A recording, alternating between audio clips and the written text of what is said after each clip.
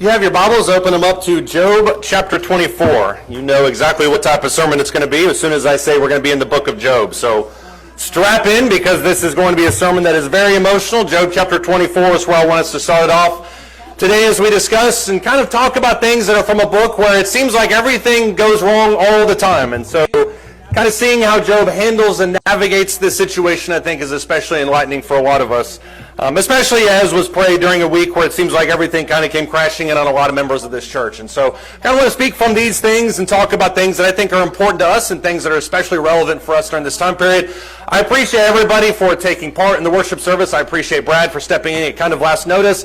I appreciate everybody that kind of fitted in and those people who subbed in to help out with the worship service. I appreciate all that. I appreciate the comments in Bible class. I never really talk about that, but I really do appreciate those. I know that there's some hesitation always where people say, well, I don't want to interrupt, and what if I say something wrong? I promise you, you will not say anything that's worse that ever's come through my head, and so if you're thinking it, I've probably thought worse. Feel free to have those comments going, but those of you who contribute, I love those, and so I appreciate those as well. If you're a child of the 90s, like I am, then you are probably familiar with the greatest 2-hour block in television history, which happens every Saturday night in the 90s, which was known as SNCC. And if you know what SNCC was, immediately you just probably got some warm kind of fuzzies just moving through your system, because every kid, at least in my generation, loved SNCC. We always waited for Saturday night because it was a period of TV that was designed for us as kids, and the humor was always slapstick, and there were shows that we looked forward to.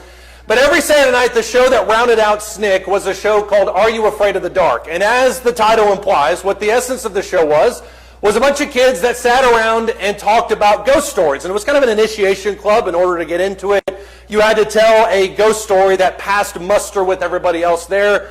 And so there were always increasingly scary stories, and it was always very frightening, and especially as a 9-year-old, I oftentimes spent the end of the night in my bed with the covers pulled up over my head. I still do that sometimes when I watch scary movies. That just happens. Never really gotten over that, and that's okay. But when you think back to scary stories, and when you think about things like SNCC, which, by the way, they had a new version, Are You Afraid of the Dark, that just came out. Don't watch it. It is absolutely terrible. Maybe that's just a generation thing. But when you think about scary movies, scary shows, roller coasters, there seems to be an entire entertainment complex that's built around the idea of us being scared. And I don't really know why that is. I don't know why we like things that are dark and things that scare us. I've read quite a bit of research on it over the last few weeks, and what I've found out from a lot of people who have studied this, and there are scientists who look into this idea, the primary motivation seems to be that there's an adrenaline rush that's associated with it. And so people that ride roller coasters, people that love scary stories, you are in some way, I hate to break it to you here on Sunday morning at 11 o'clock, but you are in some way addicted to that adrenaline. But there was always a caveat with all of those studies. When you talk about people who love these types of things, the caveat always was they loved them as long as they knew that they were safe. And that was always the issue that took place. If you knew that you were safe, then you could really kind of do whatever you want to. You could jump out of an airplane with a parachute, or a perfectly good airplane, as Ken is wont to describe it, with a parachute, because you knew that that parachute was going to protect you. You could listen to scary stories because you knew they weren't real. But if you weren't able to differentiate that in your mind, then you didn't enjoy those types of things. And maybe that's why I was never afraid to, or never able to enjoy those types of things. But I think when you think about darkness and the things that scare us, when you take that safety net off of it, the excitement and the adrenaline turns to panic in a hurry. And I think you see this a little bit in Job chapter 24. You're familiar with the story of Job, but Job essentially is 2 chapters of the worst days of anybody's life. They're the worst things that have ever happened to a human, I would argue, in the span of human history, or at least that could happen to somebody. And as Job is digesting this throughout the course of this book, he has a lot of poignant comments, but he also faces opposition. And you know as well as I do that when Job's friends start opening their mouth, that's when everything seems to go downhill. And they accuse him of being evil. They accuse him of hiding some kind of secret sin. And Job, very intentionally in Job chapter 24, contradicts them by contrasting himself with people of the world. Look in Job chapter 24, starting verse 13. He says, others have been with those who rebel against the light. They do not know, or they don't want to know its ways, nor abide in its paths. There's that contrast, light and darkness. The murderer rises at dawn. He kills the poor and the needy, and at night he is a thief. Notice when these things happen. Verse 15, the eye of the adulterer waits for twilight, saying, no one will see me, and he disguises his face, once again shrouding reality. Verse 16, in the dark they dig into houses. They shut themselves up by day. They do not know the light. And verse 17, for the morning is the same to them as thick darkness. for he is familiar with the terrors of thick darkness.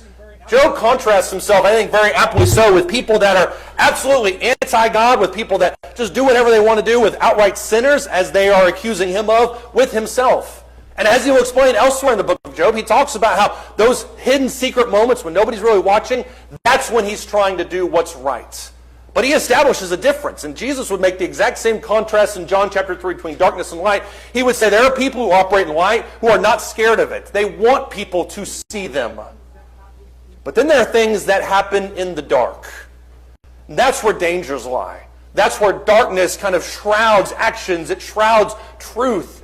And this is absolutely a recurring theme, I would argue, dating all the way back to the book of Genesis. If you look in Genesis chapter 1, I think it's in verse 3, it talks about how God creates the earth, and the very first thing he does is he creates light, and then he separates in verse 3, light from darkness. There's going to be a difference between these two things.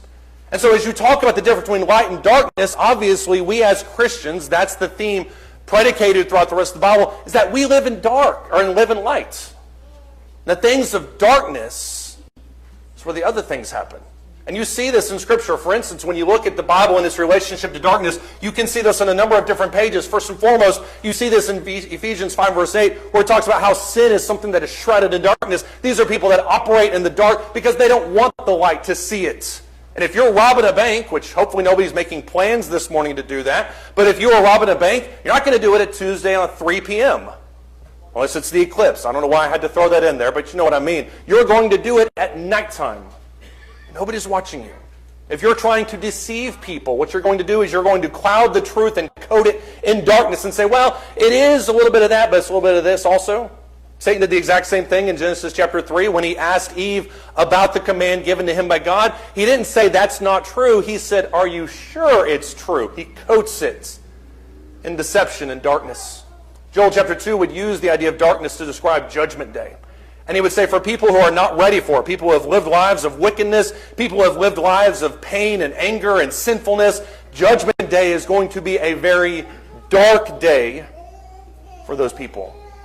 But staying within the same theme of the book of Job, he describes darkness as abject despair. And this, I think, is a defining aspect of darkness, at least for our purposes today, because when you think about Job's life and what happened to him, it falls right in line with everything else that happens. Is that these are not moments where somebody experienced temporary sadness or temporary sin or temporary deception. That's not what he's talking about. He's talking about a despair that fundamentally changes your life, or a sin that does that, or a deception that does that, or a judgment that seals your fate. Whatever that is, that's the way that darkness is so oftentimes used in this. Go back to Job chapter 10. As Job is unpacking this, there are several moments where I think you can look at what Job says and say, yeah, he's in a lot of pain, and appropriately so. Nobody would ever want to go through that. And Job makes some statements throughout this book that I would argue as red flags. These are things that if he were my friend, I would probably be calling somebody just because they're pretty dark.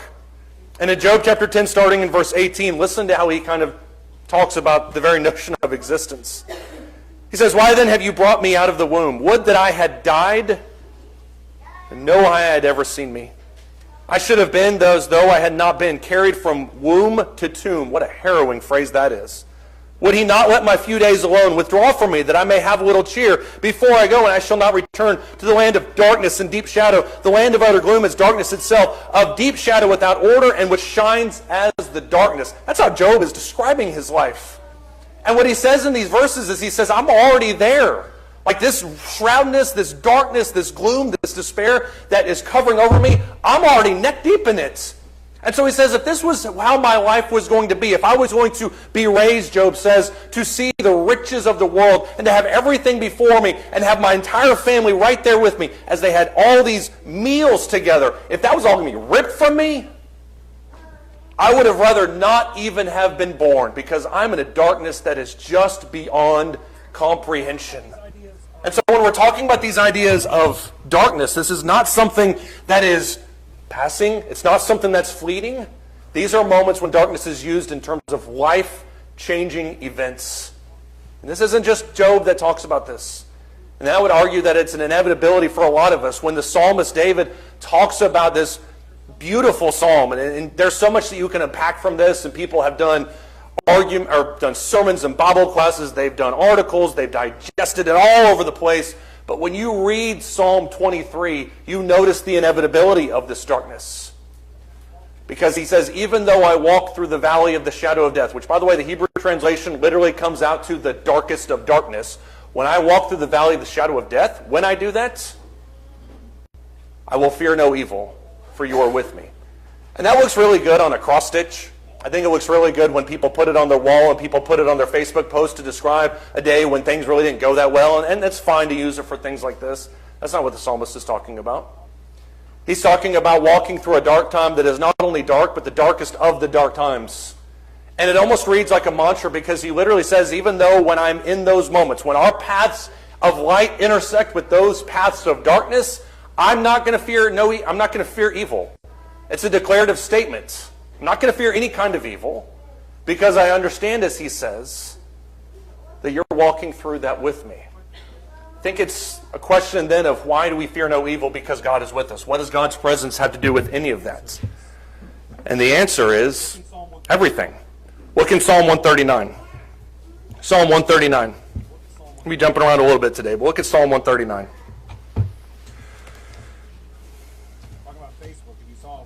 Talking about Facebook, if you saw our page this week, this was a verse that I turned into and threw up on there. And I need to get better at doing that just in general, but this was something I thought would really speak to us in today's world, especially with the week that we had. And in Psalm 139, the bulk of the section here is all about the omniscience of God, the omnipresence of God. You can argue both of those, I think, from this text. And what it ultimately speaks to is this idea that God sees everything. You see that very aptly starting in verse 7. Psalm 139 starting in verse 7. He says, where can I go from your spirit? Where can I flee from your presence? If I ascend to heaven, you're there. If I make my bed in Sheol, behold, you're there. If I take the wings of the dawn, if I dwell in the remotest part of the sea, even there your hand will lead me, and your right hand will lay hold of me. If I say, surely the darkness, verse 11, will overwhelm me, and the light around me will be night, even the darkness, verse 12, is not dark to you, and the night is as bright as the day. Darkness and light are alike to you. Notice what he talks about there. Psalm 139 is littered from top to bottom with all about this idea of God sees everything. And there are two mechanisms by which you can take this. If you are living a life of darkness, and you're sitting here this morning hoping nobody's going to find out, guess what? God already knows. But the other aspect of this is true. If you're living a life of light, and then you go into a period of darkness, God sees you there. And so the omniscience and omnipresence of God is equal parts terrifying and also comforting. And I love specifically what he says there in Psalm 139 and verse 12, when he says, for the darkness isn't even as dark to you. And the reason for that is because God sees literally everything. He dwells in the darkness with us. He walks through those valleys of darkness alongside of us, but he's also aware of all the dangers. I think that's one of the reasons why Jesus, when he talks, as we mentioned last month or 2 months ago, when he describes himself as being the good shepherd, it's a very easy one-to-one parallel. Because Jesus, as the good shepherd, sees the things that we don't. And as our spiritual shepherds that we have here, we have 3 of them at this congregation, they see things that we don't. I'll oftentimes have people come up to me and they'll say, well, Brady, what can I do to get involved? What's the situation over here? What happens here? And I'll be honest with you, I only know what the elders tell me. But I know that when I go into those elders meetings with them and I talk about the things that I want to talk about and then I leave, they're still talking. Because they see dangers and things that nobody else sees. A man by the name of Rick Rescrolla, if I can pronounce that name right, British national who in 1993 was operating as the head of security for Morgan Stanley in the World Trade Center South Towers. And if you know anything about the history of the World Trade Center, you know that before 9/11 happened, 1993 bombing took place. And Rick Rescrolla, as the head of security for Morgan Stanley at this point, helped usher people out and kind of manage this situation. But being a Vietnam vet and being a Special Forces colonel, he understood also that the threat could come at any one point in time. And so he put, for the next 7 years, the people of the Morgan Stanley building through untold number of security briefings, security protocols, and drills. He analyzed it from every single perspective and said, if this attack happens, what happens here? If this car bomb shows up, what do we do? He analyzed it to the nth degree, not because that was his job, but because he cared about protecting the people inside. And what's most fascinating about the South Tower in 9/11 days that happened 7 years later was while the South Tower was watching the North Tower burn, The South Tower intercom system was saying that everybody needs to stay inside their offices. Everybody needs to stay put and stay fast. Rick Rescrolla overrode the communication system and told all 2,700 people in the South Tower, you need to get out of the building right now. And the last time anybody saw him was heading up the building to go look for people that were still there. He saw the danger that nobody else saw. And because of that, he was able to preemptively protect all the people that were in his care. When you think about who God is, in Psalm 139, especially its relationship with Psalm 23, God occupies the exact same position because God is able to see things that we're not able to see. He's able to see despair that we don't know is around the corner. That's why I think it's so poignant that in Matthew chapter 6, when Jesus is praying the model prayer, he says, deliver me from temptation, deliver me from evil. Well, why is that? Why can't I deliver myself? Because A, I'm not strong enough all the time. B, because I don't know where it's coming from. But God knows. And I know there may be people sitting here right now thinking to themselves, well, if God has seen my life and he's seen where I came from, then there's no way he can lead me out of that darkness. I disagree with you. Look at Isaiah 42. Isaiah 42.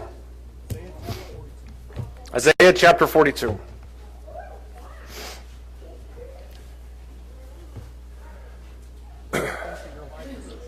You think that your life is so shrouded in darkness that you can't even see the front door to get out of it. I'm here to tell you that not only does God see the front door, but he knows the exact routes to get you out of the house. Isaiah chapter 42, starting in verse 14. He's talking specifically about sinners. When he mentions blind and sick and lame, he's talking, at least in this context, about spiritual maladies. And Isaiah chapter 42, talking as the voice of God in verse 14, it says, God has kept silent. I've kept silent for a long time. I've kept still. I've restrained myself. Not like a woman in labor, I will groan. I will both gasp and pant. I will lay waste the mountains and the hills. I will wither all their vegetations. I will make the rivers and the coastlands. I will dry up the ponds. And verse 16, I will lead the blind by a way they don't know. In paths they don't know, so I'm going to guide them. I will make darkness into light before them, the rugged places and the plains. These are the things I will do, and I will not leave any of them undone. They'll be turned back. They'll be utterly put to shame who trust in idols, who say to molten images, you are our gods. I love the ultimatum that he gives here. Because Isaiah puts forth here in Isaiah chapter 42, verses 14 through 17, that if you want to get out of darkness, I'm the way out, God says. I don't care that you don't know the path. I don't care that you don't know the road. Only thing you need to do is follow me. The people who turn to idols, the people who think, oh, I can figure it out on my own. The people who try to manufacture their own escape route, those are the people that are going to be left behind. And so when God talks about darkness, he doesn't talk about it as being the end-all and be-all of everything. He talks about it simply being a way in which we leave. If you think back to those things that we mentioned at the beginning about how the Bible talks about darkness, it's fascinating how in those very same passages that describe the darkness, the hold that darkness has over us sometimes, those exact same passages talk about how God helps us escape through those things. Look in Ephesians chapter 5. Ephesians chapter 5.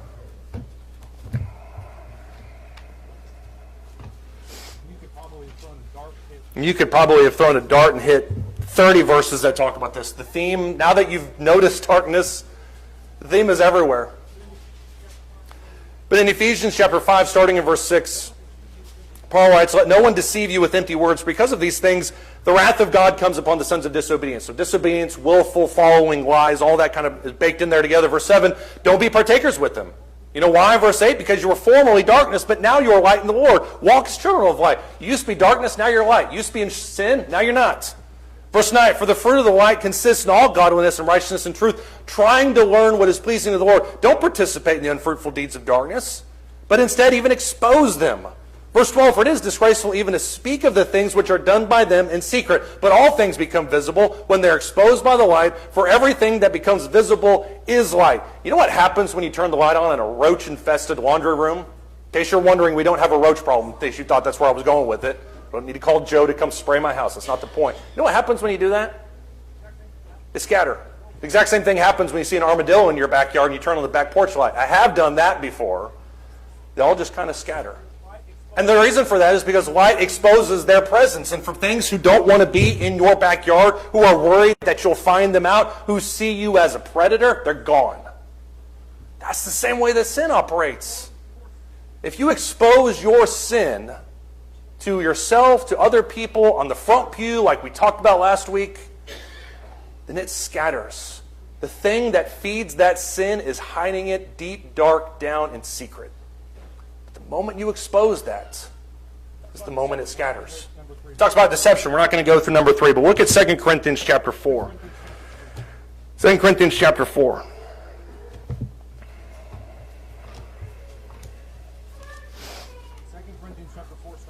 2 Corinthians chapter 4, starting verse 1. I think it's really personal in these verses. In 2 Corinthians chapter 4, starting verse 1, he says, "Therefore, since we have this ministry as we receive mercy, we don't lose heart. But we have renounced the things." You can say he exposed them. "We've renounced the things hidden because of shame, not walking in craftiness or adulterating the word of God, but by the manifestation of truth, commending ourselves to every man's conscience in the sight of God." We've done our part, he says, verse 3. "And even if our gospel is veiled," let's say that it is. People want to say that we're not telling the whole truth. "It's only veiled to those who are perishing, in whose case the God of this world has blinded the minds of the unbelieving, so that they might not see the light of the gospel of the glory of Christ, who is the image of God." He's not talking in a Calvinistic predestination sense. He's talking about people who have willfully shrouded their own hearts. He says in verse 6, verse 5, "We do not preach ourselves, but Christ Jesus as Lord, for ourselves as your bondservants for Jesus' sake. For God, who said, 'Light shall shine out of darkness,' is the one who has shown in our hearts to give the light of the knowledge of the glory of God in the face of Christ." I love the illusion of lightness with truth. John opens up in John chapter 1 by saying at least on 3 different occasions that in the beginning was the Word was light, the Word was life, and that Word was God. God is light. He's the light. And as most of the world is shrouded in this idea of deception and darkness and confusion and self-help books and all these things that are okay in their own context but don't promise life, God shines forth light. You want to know how to live your best life now? Don't ask Joel Osteen. Ask Solomon in Ecclesiastes. He lived it. So when we talk about the light that gives light to the world, it's more than just talking about truth. It's blasting deception out the window. He does the same thing with judgment. I find it fascinating that Peter in Acts chapter 2, when he's talking on Judgment Day, he uses Joel chapter 2 to talk about the moment, not because he's saying this is a dark day for you guys, but he's saying this is the moment for you to turn. This is the moment when you see these things to turn towards God. And Job, to his credit, as he thinks about the despair that is in his own life, he takes all of it deep down inside himself. He internalizes it and he processes it. And on the other side of that comes a remarkable amount of faith. Look at Job chapter 23. And if you're keeping score at home, yes, I know Job 23 happens before Job 24, which is what we started off with. But I think what you see from this is the struggle that we sometimes have between what we see and what we believe. And God is very lenient about all of these things. God is lenient. He understands the struggles that we have. There's a reason why, at least on a couple different occasions, people walk up to Jesus and say something along the lines of, "I believe, help my unbelief." There's a struggle there. And Job reveals this in Job chapter 23. And in verse 8, notice how he talks about God. He says in verse 8, "Behold, I go forward, but he's not there. Backward, but I can't perceive him. When he acts on the left, I can't behold him. If it turns on the right, I cannot see him." As one writer said, maybe he should have tried looking up. I don't disagree with that. "But I've looked everywhere around me and I can't find God." Verse 10, "But he knows the way that I take." I know that. I have faith in that. "When he has tried me," which is when this whole thing is over, "I'm going to come forth as gold. As for my part," verse 11, "my foot has held fast to his path. I have kept his way. I have not turned aside. I have not departed from the command of his lips. I have treasured the words of his mouth more than my necessary food." Does that describe your life? Because that's the life of faith. The life of faith is that you exist sometimes in the darkness. And as Christians in a dark world, that's just the reality of it. None of us should ever willingly put ourselves in situations that are horrific, that are sin-filled, that are filled with immorality and all this sorts of ungodliness. That's not where Christians belong. Sometimes we find ourselves unknowingly in those positions. And how we walk through that, according to Psalm 23, Psalm 139, is to walk through the darkness with the only one who knows the actual way out.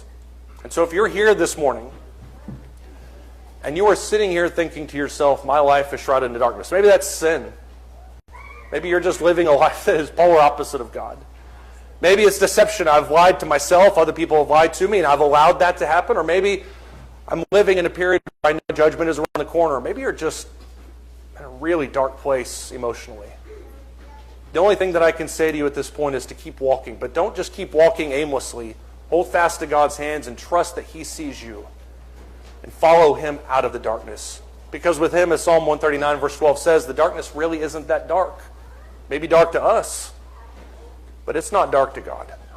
And that's the one that I want to follow. And if you need the prayers of this congregation to help you do exactly that, we'd ask you to come while we stand and sing.